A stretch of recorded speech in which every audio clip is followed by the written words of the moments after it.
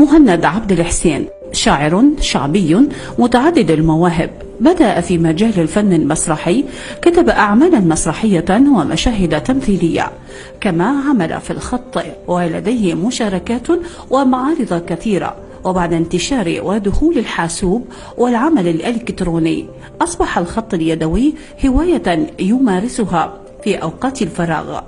توجه للمسرح الحسيني، المسرح الخارجي، تمثيلا وتأليفا وإخراج، بالإضافة إلى الأدب الشعبي.